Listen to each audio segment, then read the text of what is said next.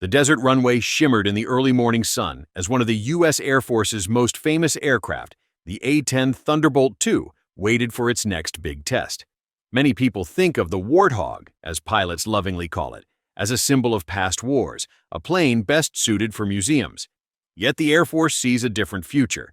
Engineers and officers have spent the last few years giving this rugged jet the electronic muscles it needs for today's faster, smarter battlefields. To prove those changes work, the service planned a live fire demonstration that would push every new gadget to its limits. The Air Force chose a combat-tested captain who had flown missions above Iraq, Afghanistan, and, more recently, parts of Eastern Europe. He wore a fresh flight suit with bright unit patches sewn on the shoulders, small rectangles of color that told stories of past squadrons and fierce deployments. Though cameras and VIPs would watch his every move by satellite, he carried himself with quiet calm. Long experience had taught him that confidence comes not from showy gestures, but from countless hours in the cockpit, rehearsing checklists until each switch location feels like second nature. Long before dawn, dozens of maintainers rolled tool carts across the tarmac, checking bolts, cables, and fuel lines. Mechanics inspected the famously tough landing gear, now reinforced even further for rough forward bases. Avionics specialists uploaded brand new software that linked the plane's sensors to other jets, drones, and command posts in near real time. Weapons crews slid smart bombs under the wings and loaded the nose cannon with 30mm shells. Everything had to be perfect. A single loose connector could ruin months of planning. Inside a nearby hangar that doubled as a makeshift command center, senior officers, civilian engineers, and defense industry experts clustered around glowing screens. Wideband antennas streamed cockpit data so fast that every click of a switch showed up almost instantly. A few feet away, software developers who wrote the targeting pod code whispered about last-minute tweaks. If the flight went badly, budgets and careers could suffer. If it went well, the Air Force would have strong evidence to keep the A-10 in service for many years. The upgrade list was impressive. A new sensor pod gave crystal-clear pictures whether in daylight, darkness, fog, or dust. An updated radio suite let the pilot swap text and video with ground troops in seconds, not minutes. Redesigned pylons could now carry guided munitions that glide long distances before striking with pinpoint accuracy. Fresh electronic countermeasure boxes listened for enemy radar beams and triggered flares and chaff without waiting for the pilot to flip extra switches. Each addition stacked new layers of flexibility onto the Warthog's already famous toughness. After a few deep breaths, the captain climbed the ladder and slid into the sturdy gray seat. As he lowered his helmet visor, the display inside his visor flickered with symbols, range circles, altitude numbers, and small boxes marking imagined foes. A ground crew chief stepped back, flashed a thumbs up, and the twin TF-34 engines began their high, whistling spin-up. Heat waves shimmered behind the exhaust nozzles, while the airplane's stubby wings cast long shadows across the concrete. For spectators behind thick glass, it was a living reminder that American air power can still sound and look intimidating. Clearance came from the tower, and the A-10 rolled onto the main strip. Throttles forward, nose wheel straight, the jet raced ahead.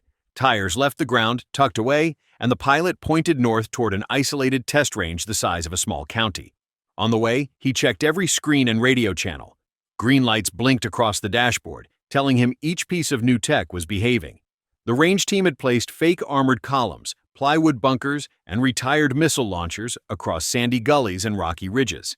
Their positions mimicked the kind of threats American forces might face in a modern clash: moving vehicles, hidden command posts, and mobile air defense radar. The first task was to find, mark, and destroy a mock headquarters buried beneath camouflage netting. At 20 miles out, the pilot cued the upgraded pod. The zoomed-in image was startlingly sharp. Even small antenna masts poking through burlap covers were obvious. With a quick squeeze on his control stick, a laser beam painted the bunker. Back in the command center, screens showed a tiny diamond dancing over the same target. Confirmations came from range controllers. Laser lock good, weapon profile loaded. The captain selected a GBU-39 small-diameter bomb, a sleek weapon designed for minimal blast and maximum accuracy. He lined up, tapped the pickle switch, and felt the jet rock gently as the bomb fell away. A dozen seconds later, a dusty bloom rose where the bunker had been, followed by cheers from engineers watching the telemetry feed. Strike one, a clean hit that proved the targeting pod and the bomb rack were talking perfectly. Without pausing, the pilot re-angled the jet for a second run. This time he planned to unleash the signature weapon that makes enemy tank crews sweat, the GAU-8A Avenger cannon. The gun, longer than a Volkswagen Beetle, sat snug inside the nose, its barrel tips barely visible under the refueling probe. When he pressed the trigger, the entire aircraft shuddered as hundreds of depleted uranium rounds poured out at nearly 70 rounds per second. Down below, a line of old steel hulls, once Soviet-built tanks, sprouted quick-moving sparks and then split apart like eggshells. Dust clouds rolled across the valley floor, and even observers behind thick ear protection could feel the rumble. During these firing passes, the new radio system proved its worth. Ground spotters sent up-to-the-second messages. Tank 3 still mobile, Bunker 2 neutralized, simulated missile site active. Each note popped onto the pilot's display, color-coded by priority. He could answer with a simple button push while still flying at attack speed, so no one had to guess his status. This tight digital loop mirrored the networked combat style the Air Force expects to face against near-peer rivals. Next came defensive maneuver trials. The test team activated ground-based emitters that mimicked radar-guided missiles. Shrill tones in the pilot's headset warned of lock-ons, and red caret symbols crawled across his visor. Almost instantly, the new electronic countermeasure suite took over, firing hot flares and spewing shiny chaff strips that confused the enemy radars. Meanwhile, the jet snapped into low-level turns, skimming ridgelines at treetop height. The pilot reported afterward that the automatic responses shaved seconds off his workload, seconds that matter when real missiles are streaking toward an aircraft. Fuel dwindled as the mission clock passed 90 minutes, and range control called an end to live engagements. The captain pushed the nose down for a tactical exit, weaving between hills to stay below theoretical radar beams. Once clear, he gained altitude and pointed back toward the airfield. The return flight offered a moment to reflect on how smoothly the old airframe had handled all the new electronics. Despite heavy G-loads and cannon recoil, not a single warning light blinked amber, much less red. Touchdown was firm but controlled. Brakes squealed, and the A-10 rolled to a halt where eager technicians waited. As soon as the ladder dropped, a swarm of experts connected data cables to collect gigabytes of sensor logs. The captain removed his gloves and shook hands with the project lead, grinning as he summarized, "Everything worked, and it was fun." Inside a debrief room thick with coffee and buzzing laptops, he offered more detail. The targeting pod had let him spot threats long before the enemy could see him. The data link kept instructions crystal clear, ending the old problem of scratchy radio confusion.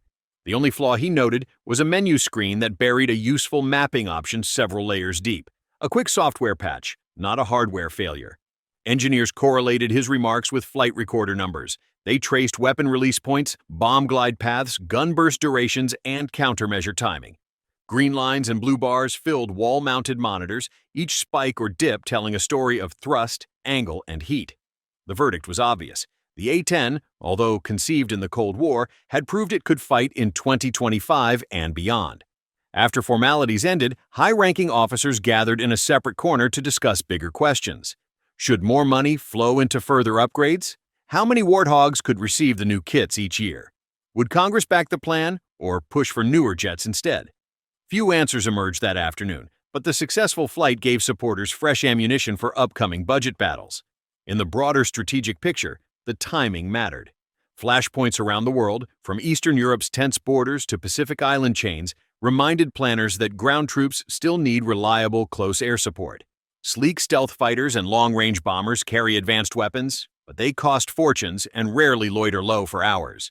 The A-10's thick armor, massive gun, and ability to land on rough strips give it unique value that high-end jets cannot easily replace. Yet technology marches on. Drone swarms, hypersonic missiles, and artificial intelligence target finders all crowd defense briefings these days. The Warthog's modernization proves one more point. An older machine can stay deadly if people keep improving the nervous system inside. The metal bones, the wings, the engines, the cannon were always strong. Now, with clearer eyes, faster ears, and smarter reflexes, the aircraft can keep escorting soldiers and Marines wherever they go. Evening settled over the base as maintainers rolled the A-10 into its shelter. The engines ticked as they cooled, sounding almost like content size. Somewhere on the far side of the airfield, another jet, sleeker, newer, took off with a roar and disappeared into twilight. Different shapes, different ages, but both part of the same team. For now, the Warthog had proven it still belonged. In the end, what matters most is the bond between machine and operator. A sturdy cockpit wrapped in titanium cannot think on its own. It needs a pilot whose heartbeat slows in danger, whose hands dance across switches without looking, whose eyes trust both raw instinct and glowing numbers. As long as that partnership stays strong, the A-10 Thunderbolt II will remain more than a relic. It will be a guardian overhead, ready to answer the frantic radio call that begins. Troops in contact, need immediate support. And when that cry echoes across future battlefields, the Warthog, newly sharpened, will once again dive toward the fight.